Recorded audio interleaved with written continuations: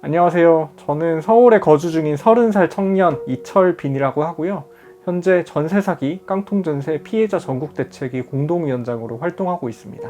중개사를 통해서 이 집에 한번 방문을 해보게 되고 집 상태가 좋으니까 그 당시 제 계약을 도와주고 있던 친누나에게도 한번 방문을 해서 확인을 해달라고 해서 너무 괜찮은 주택이다 확인을 받았고, 저도 부동산 업을 하고 있었으니까 등기부등본을 떼보고 건축물 대장도 조회를 해보면서 이 집이 어떠한 압류나 근저당, 채권 관계가 없는 깨끗한 주택이다 라는 것을 확인을 했고, 공인중개사를 통해서 임대인이 전세대출과 보증보험 가입하는 거에 대해서 동의하겠다, 적극 협조하겠다라는 확약을 받고 이 집에 대해서 계약을 결심을 하게 됐습니다. 사실 일이 손에 안 잡히고요, 손도 부들부들 떨리고 정말 등에 식은땀 나고 섬찟한 그런 상황을 경험을 하면서 되게 많이 두려웠어요. 많이 충격을 받았고, 그리고 이거를 누구에게 좀 말을 하기도 너무 어려운 상황이었어요. 왜냐하면 저는 부동산 관련된 이제 일을 하는 사람으로서 굉장히 꼼꼼하게 잘 알아봤다라고 생각을 했는데, 전세 사기를 당하니까 좀 더 알아보고 다른 집을 구했어야 되나 자책감도 들면서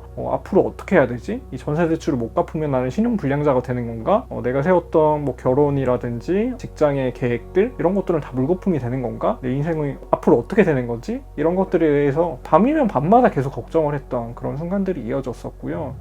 피해자들은 보증금을 잃는다는 것 이외에도 크게 3가지의 문제를 추가로 경험하게 됩니다. 첫 번째로는 강제퇴거의 위협이고요. 두 번째로는 전세대출 채무상환 부담이고요. 세 번째는 시설관리, 방치되는 문제로 인해 겪는 어려움들입니다. 첫 번째부터 말씀을 드리자면, 피해자들의 한 70% 정도는 압류나 근저당이 있는 상태에서 집을 계약한 후순위 임차인들입니다. 이분들의 경우에는 경매가 개시가 되고 새로운 집주인이 생기면 집을 나갈 수밖에 없는 상황이 돼요. 그렇기 때문에 경매가 개시가 되었다라고 하면 이분들은 언제 쫓겨날지 모르는 이런 불안한 상황에 놓이게 되는 거고요. 그리고 두 번째로는 전세대출 채무가 상당해요. 피해자들이 한 80% 정도가 억대에 이르는 전세대출을 받고 계약을 하시는 분들이에요. 그래서 임차인들 중에는 이 대출을 못 갚아서 내가 신용불량자가 되고 나중에 사회적인 생활, 경제활동에 큰 문제가 생기면 어떡하지라는 그런 불안감이 굉장히 크게 자리하고 있습니다.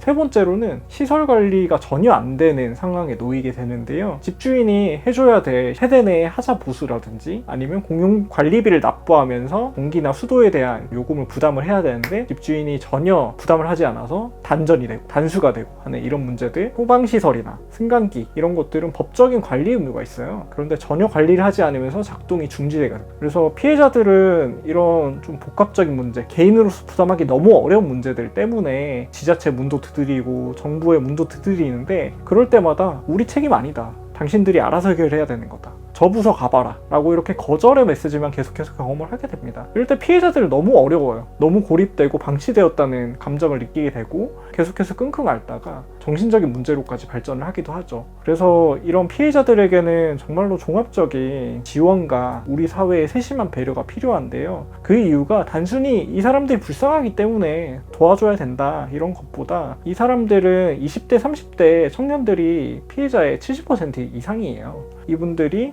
앞으로 수십 년 동안 이 전세대출 채무만 갚으면서 이 문제만 매여 있고 제대로 역할을 하지 못하게 된다면 그것에 대한 대가는 우리 사회 전체가 장기적으로 부담을 하게 되는 거거든요. 그래서 이분들이 보증금을 도둑맞을 뿐만 아니라 이 삶 자체가 도둑맞은 이 상황에 대해서 우리 사회가 경각심을 가지고 계속해서 적극적으로 지원을 해주고 함께 해야 된다라고 그렇게 말씀을 드리고 싶습니다. 이제 이 문제를 제가 계속해서 붙들고 해나갈 수 있게 하는 원동력은, 전세 사기 피해자분들이 또 계속해서 돌아가시고 계시니까 이런 분들이 죽음을 택하지 않고 계속해서 삶을 이어갈 수 있도록 하려면 지금 하고 있는 피해자 대책의 활동이 굉장히 중요하다고 생각합니다.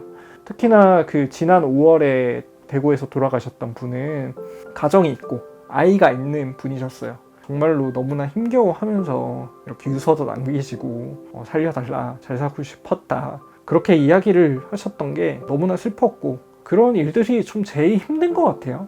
지금까지 제 문제뿐만 아니라 여러 전세 사기 대응 활동을 하면서도 그런 일들을 한 번씩 접할 때 조금 더 열심히 했으면 이 죽음을 막을 수 있지 않았을까 라는 그런 생각도 해보게 되면서 좀 많이 힘든 시간을 또 지나가게 되는 것 같습니다. 그래서 더 이상 죽음을 막고 전세 사기 문제가 해결이 되어서 피해자분들이 앞으로는 조금 더 안정된 환경에서 소중한 분들과 살아갈 수 있도록 그날까지 좀 최선을 다해서 계속해서 활동을 할 생각입니다. 전세 사기는 개인의 부주의로 인해서 발생하는 그런 문제가 아니고요.